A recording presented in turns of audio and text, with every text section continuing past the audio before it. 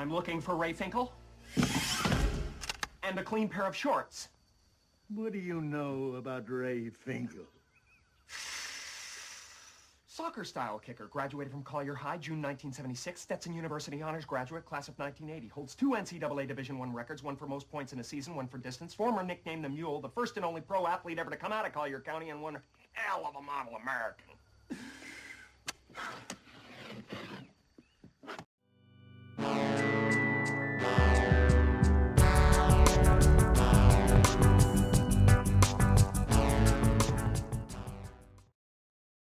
Welcome back to the Laces Out Fantasy Football Recap Show for Week 4. I'm your host, Chris, and Week 4 was a weird one, kinda.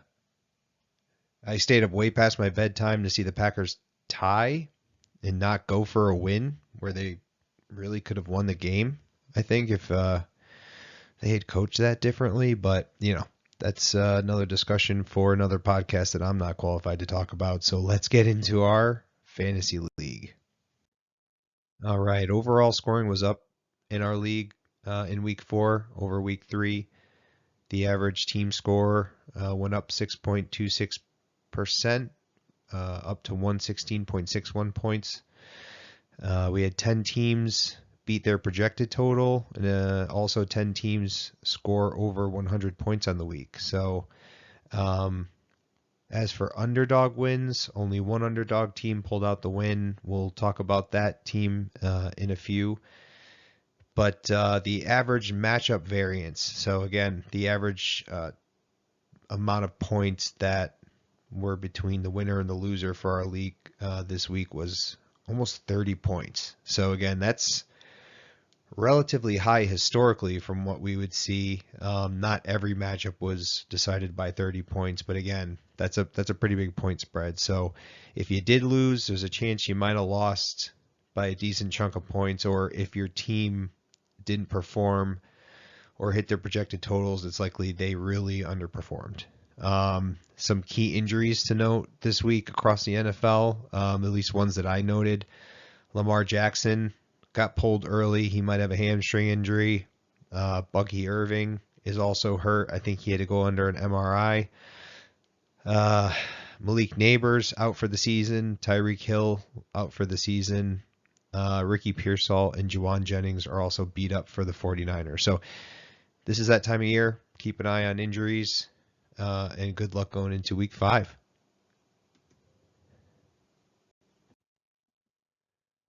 All right, let's get into the good stuff. Let's get into the Week 4 matchup recaps. Up first, we had Al's Dumpster Divers versus Steve's Retirees. Al sitting in first place, putting up a dominant 141.20 points over Steve's Retirees, 97.73. I know overall a disappointment for Steve's team. Some key injuries and tough underperformers. Lamar getting pulled from the game early. Jamar Chase and Christian Kirk both scoring under 5 points. That's tough to recover from. Meanwhile, Patrick Mahomes, Jahmyr Gibbs, and Marvin Harrison Jr. led the way for Al's squad, which is looking solid and a real world beater out there. So sitting proudly in first place and leads the overall series against Steve's team 2-1 lifetime. Dog Pound versus Matt's Gritty Goombas. Dog Pound scraping out another win. Second win in a row after beating me last week. 94.92 points to Matt's 79.56. These are my two cousins going at it. Dog Pound had Travis Etienne, Justin Jefferson, and Jared Goff leading the way, while Ladd McConkey, Wan'Dale Robinson, and Blake Corum failed to score over 3 points. That's tough. That's another one that's hard to recover from. All-time record, Matt's Gritty Goombas leads the series over Dog Pound, 3-2. Dominic the Donkey versus Trevor's Locks. The high score on the week, Dominic the Donkey, 157.53 points to Trevor's Locks, 103.22, a respectable score, but definitely not enough to pull it out here. George Pickens, goddamn George Pickens, and the Dallas Cowboys leading the way for Dominic's team. And in a close second, Omarion Hampton with the rookie breakout game, 30.25 points. And third, Amon-Ra St. Brown for the three leaders for Dominic the Donkey, while Tet McMillan, Sam Laporta, and Brian Thomas Jr. just all under 10 points. For Trevor's locks, that's tough. Gonna sink your team most weeks if your star players aren't putting up over 10 points. But all time, the series is tied 2-2, so shaping up to be one of our great rivalries within our league. Molly Dangerfield versus Watch Out We Getting Healthy #1. Another cousin battle. Molly versus Lewis. Lewis pulls out this one late. And it's a very close win. This is probably the matchup of the week. Lewis scoring 121.72 to Molly's 120.85. This was a close one. Bijan, Drake May, J.K. Dobbins all led the way for Lewis's team. I think that Monday night game, that late game, J.K. Dobbins secured the win for Lewis's team, so some late night dramatic heroics there. And for Molly, Dave Montgomery, Jacoby Myers, and Chase Brown all underperformed. David Montgomery he's a tough one with that running back room there with Jahmyr Gibbs. But all time, Lewis now leads the series over Molly Dangerfield 2-1. Nakua Matata versus Two in the Pink. This was a monumental win for Two in the Pink for a couple reasons. Tua scoring 132.26 points, a very nice score, season high for Two in the Pink over Nakua Matata, 97.28 points. Josh Jacobs, Drake London, and Baker Mayfield firing it up for Two in the Pink, while DeAndre Hopkins, Kareem Hunt, and Geno Smith just didn't quite hit their ceiling like they could have to give Nakua a shot at the win there. All time, Nakua Matata leads the series over Two in the Pink 2-1. However, this was the first ever win for Two in the Pink over Nakua Matata. So tide's starting to turn here a little bit. Two in the Pink trying to get that first win under their belt and gain some momentum to try to make a push towards that playoff bubble after falling into an early hole in the season. But that trade that they pulled off last week just might be enough to do it. And Nakua Matata has some players coming back from injuries eventually, so keep an eye on them. We have Paige's Primo team versus the Pack. Brother versus sister matchup. Pack pulls it out here with an impressive 142.44 points to Paige's 91.9 points. Another injury impact here. Malik Neighbors going out for the season. That was Paige's #1 wide receiver. Also, Bears not figuring out how to use DJ Moore, and the Baltimore defense getting negative points. It's tough to recover from those 3 hits there. While for the Pack, Bo Nix finally showing up, scoring over 30 points. Emeka Egbuka, the rookie phenom out of Tampa Bay. And good old Garrett Wilson scraping together 18 points. Gives the Pack the win. This all-time series is tied 2-2. And last but not least, Radical Rob versus Sleuthy Sloths. Final score, Rob 130.45 to Brendan's 121.46. Top 3 performers for the champ, Ashton Genty, breakout game, rookie breakout game. This was the one I was keeping my eye on because if this guy catches fire, this could be a tough team to beat, coupled with Christian McCaffrey and then Deebo Samuel showing up, putting up 17 points. Brendan had some underperformers that led to still a very respectable 121.46, far outscored projection. Just ran up against a really good opponent. TJ Hawkinson, Keon Coleman, and Kyron Williams all scoring under 10 points. That leads Rob to the victory and a 2-1 ownership over this series all time. Weekly awards for week 4. Dominic the Donkey with Beauty of the Week. High score of 157.53 points. Beast of the Week. Matt's Gritty Goombas with a low score of 79.56 points. Also, the next 2 awards go to Dominic the Donkey, a 3-award win week for Dominic the Donkey. Large in the margin award, beat his opponent by 54.31 points, and also secures the Cuff and Link award because Dominic the Donkey was the only underdog team that pulled out a victory. They were projected to lose by almost 13 points and ended up winning by 54.31 points. So again, an impressive margin of victory for Dominic the Donkey. And the Anxiety Award goes to Lewis. 0.87 point margin of victory over Molly Dangerfield. What a heartbreaker, but a great win nonetheless. And diving a little deeper, here's our all-time weekly award count. And what's interesting is after this week, Dominic the Donkey moves into number 2 all-time for total awards won across the 3 seasons so far, and is tied with Radical Rob for most awarded Cuff and Link winner. So again, that Cuff and Link is teams that have the largest projected total loss that end up pulling out the victory.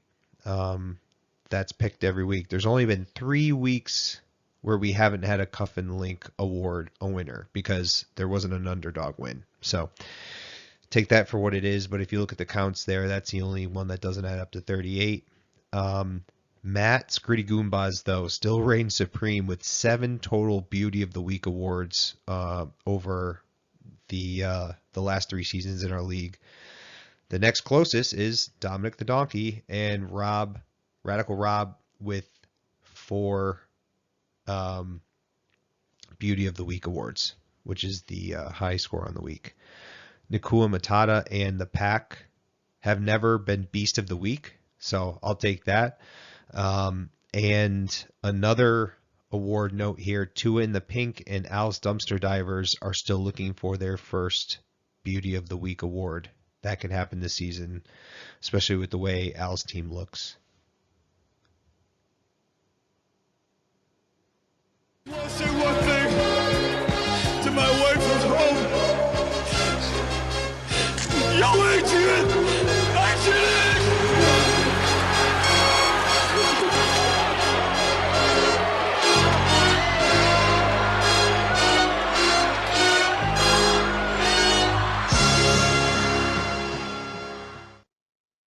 All right, we have the week 4 standings. First place, Al's Dumpster Divers, 4-0.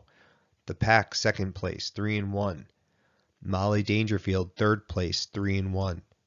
Fourth place, Radical Rob, 3-1. And fifth place, Dog Pound, 3-1. Biggest movers on the week in terms of standings, Dominic the Donkey went from 10th place up to 6th place. That's up 4 spots with their win. Dog Pound went from 7th place to 5th place. That's up 2 spots.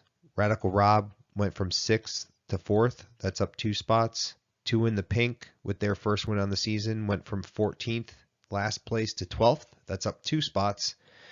And the Pack with their win went up from 3rd place to 2nd, which is up 1 spot.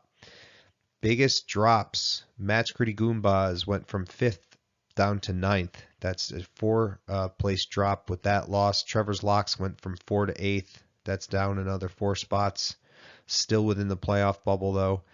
Molly Dangerfield went from 2nd to 3rd place with their loss. That's down 1 spot.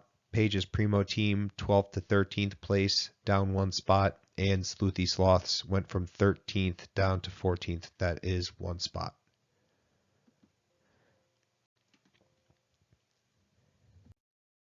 All right, trades, nothing new to note here for week 4. We saw that blockbuster trade a couple weeks ago between Trevor's Locks and Tua in the Pink, and a couple early preseason trades. So again, with the trades, it's tough, especially with a league our size. Sometimes some teams just aren't in a position to trade even if they would like to because of injuries and whatever. I still encourage folks, this is that time of year when bye weeks start and injuries really start to take hold.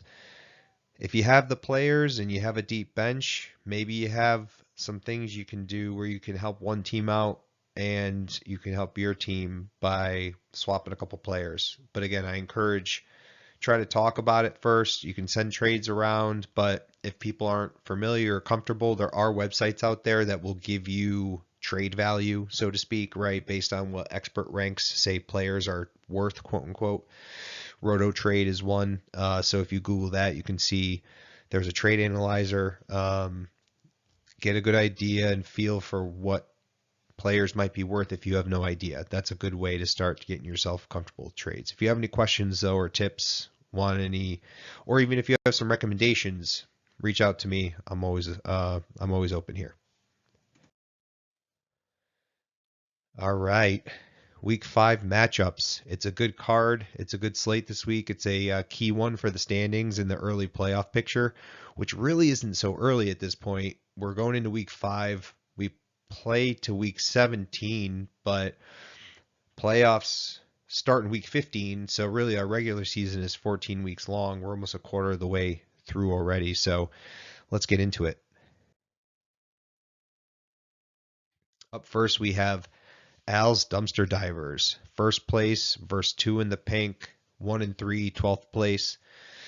Al coming off the win. Tua coming off the win, getting their first win of the season. Drake London finally coming alive. Baker Mayfield still slinging the ball. All time, Al's team leads this series 2-0 over 2 in the pink.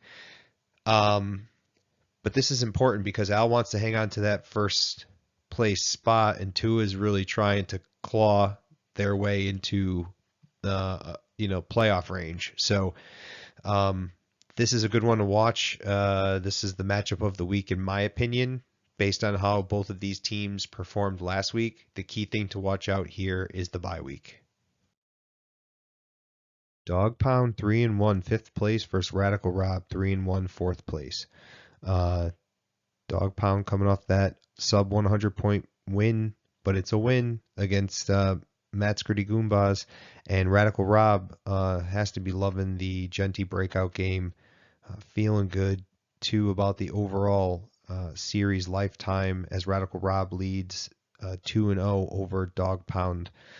However, Dog Pound can secure that first win over Radical Rob, and they're both top 5 teams here. So there's a lot of standing implications, early playoff implications here with a win.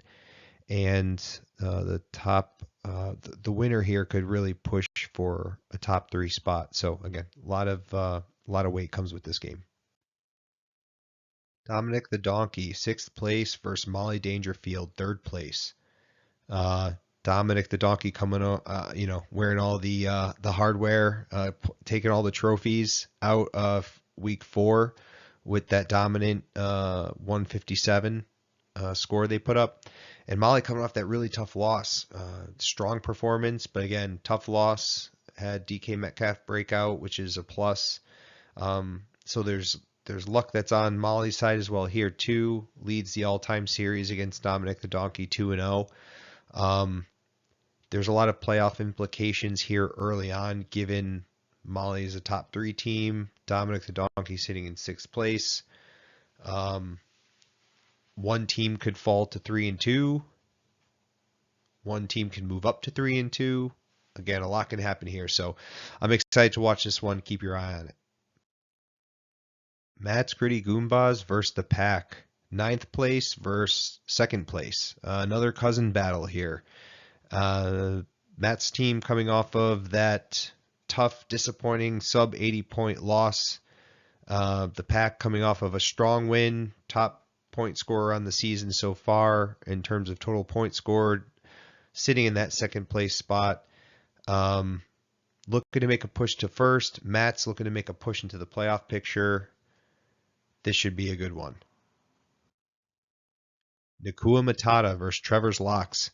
Nakua Matata, again, facing some injuries, has the number 1 wide receiver on the season in Puka Nakua, while Trevor's Locks, coming off that blockbuster trade, maybe didn't have the week they wanted, but again, still sitting in a nice, comfortable 8th place spot at it with a 2-2 record, controlling their own destiny.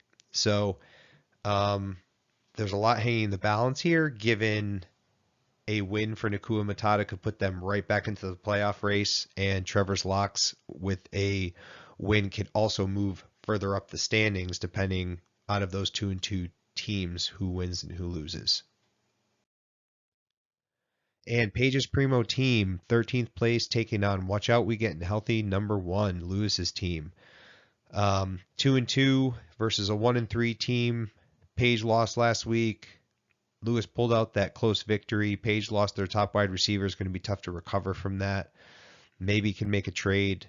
Maybe can pick off someone off waivers. We'll have to take a look. Paige's Primo team leads this series all-time 2-0, so Lewis looking for that first win against Paige's Primo team. And last but not least, we have Sleuthy Sloths taking on Steve's Retirees.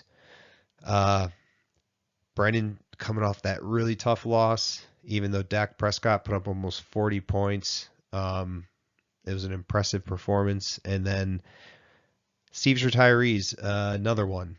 Lost their quarterback. We don't know if Lamar's going to play. Hopefully they do.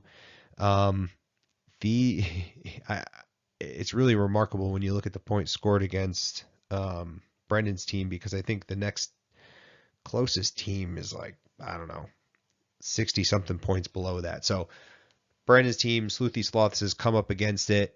Just the luck of the draw, strength of schedule, whatever you want to call it. That should balance out. That happened to Paige's Primo team last season, and look what happened. So they made the playoffs.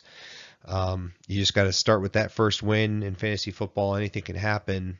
Again, we bring in 8 teams into the playoffs, so it's a wide margin. Keep at it. You'll get there.